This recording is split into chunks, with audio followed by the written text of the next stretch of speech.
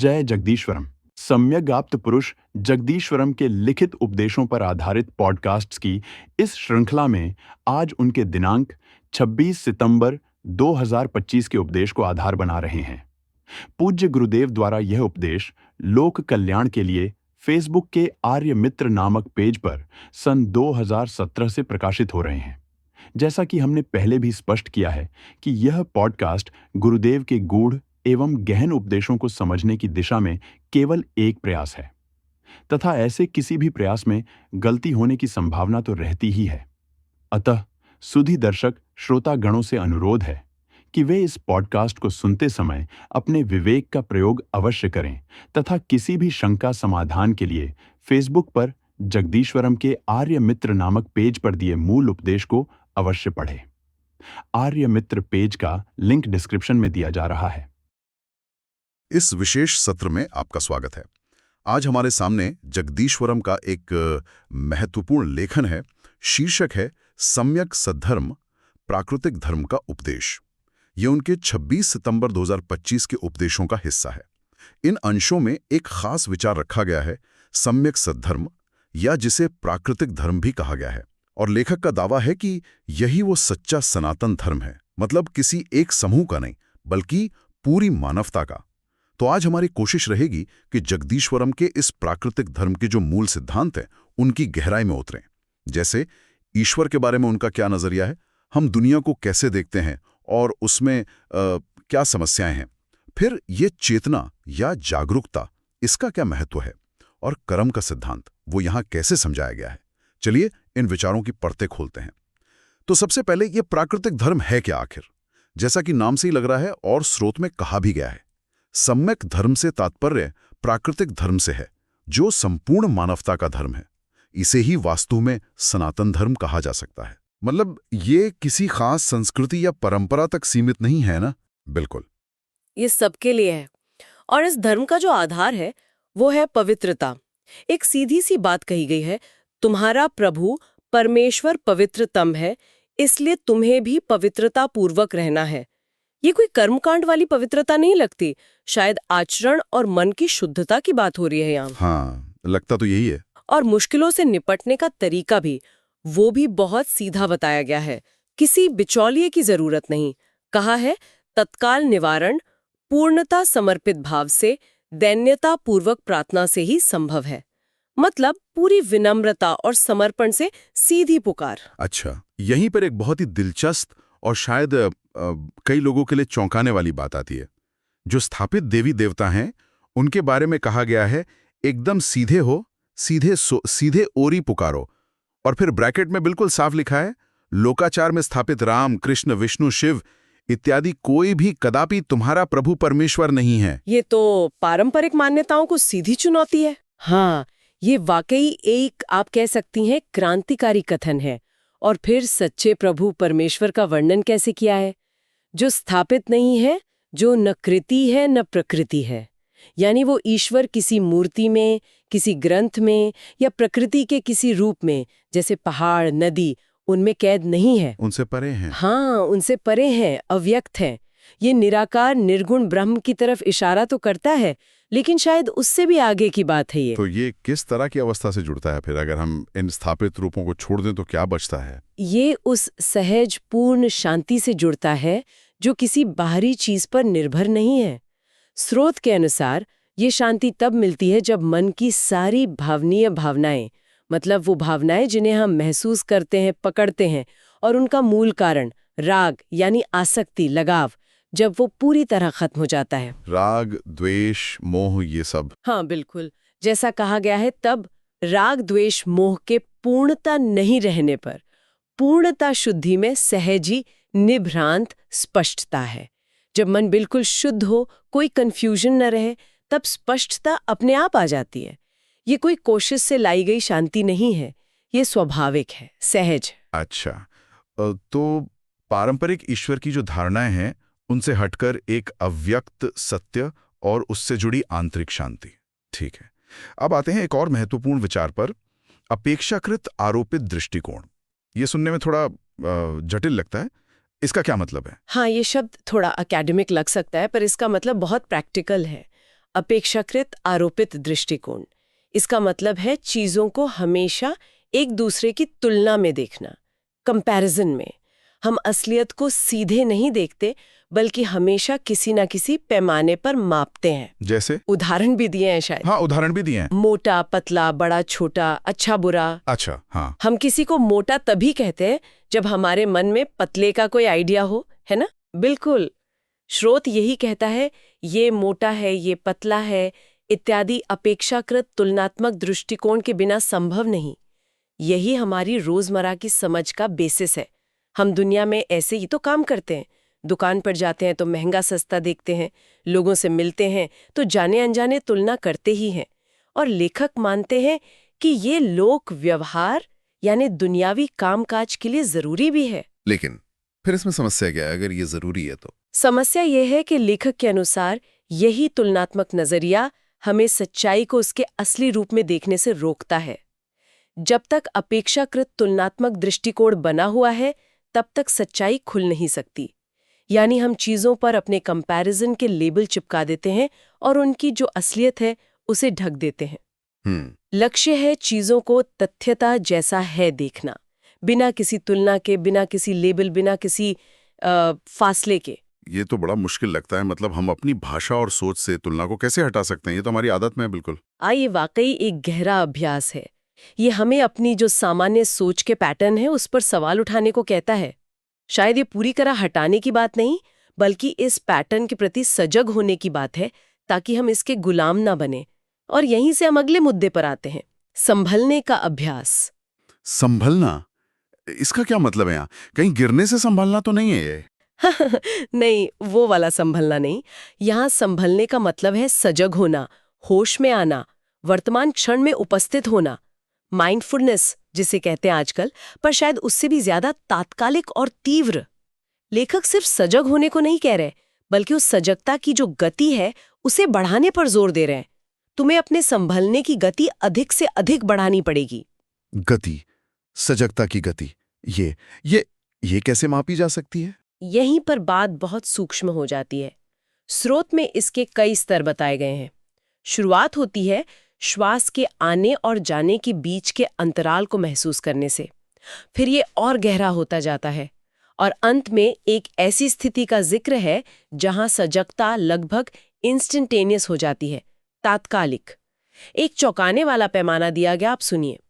Second के 1/10वें भाग से भी कम समय पर संभलकर उपस्थित होने का नैमित्तिक मापदंड पूरा हो या आवश्यक है। सेकंड का 1/10वां भाग, ये तो मतलब कल्पना से भी परे लगता है। क्या ये सचमुच संभव है या ये सिर्फ एक तरीका है चरम सजगता को बताने का? ये बहुत अच्छा सवाल है। शायद इसे बिल्कुल लिटरल लेने के बजाय इसकी जो भावना है उसे समझना ज्यादा जरूरी है। ये मन की सूक्ष्मतम चंचलता को भी पकड़ लेने और उससे भी तेज गति से वर्तमान में टिक जाने की एक एक्सट्रीम संभावना की ओर इशारा करता है।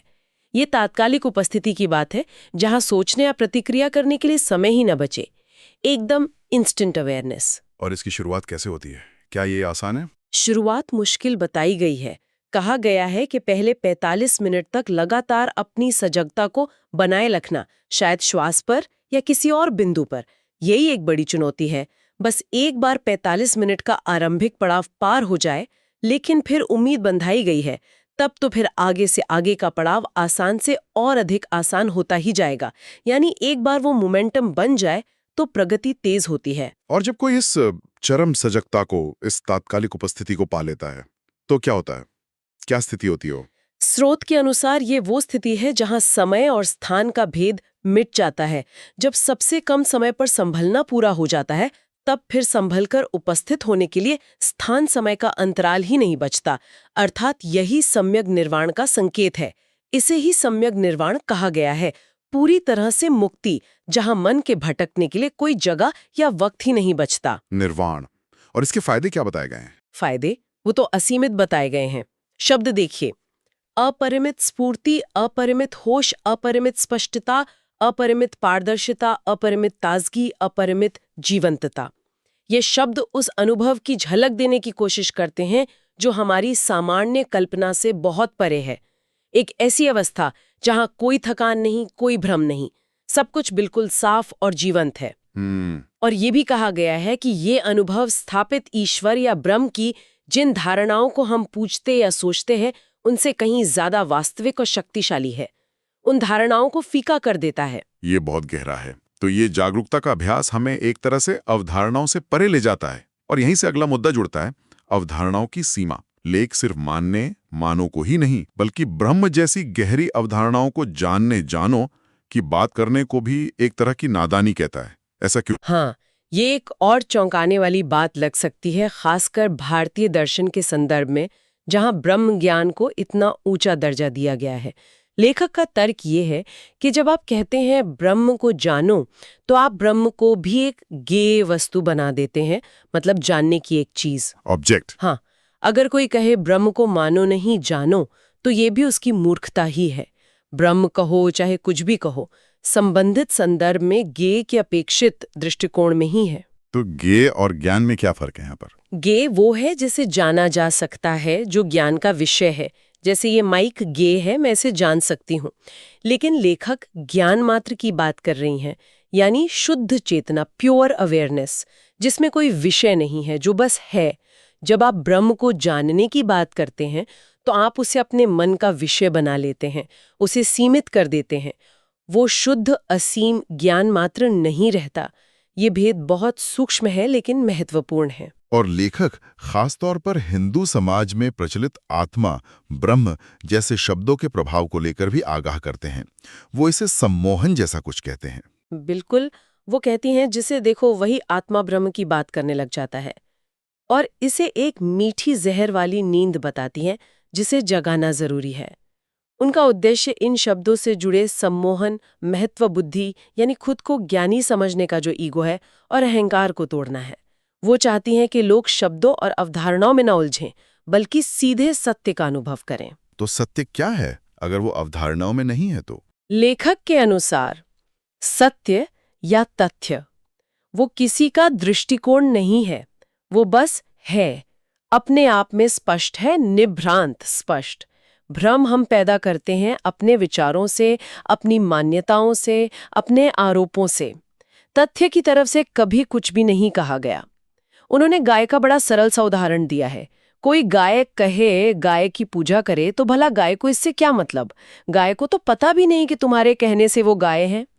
तथ्य तो बस वो जानवर है।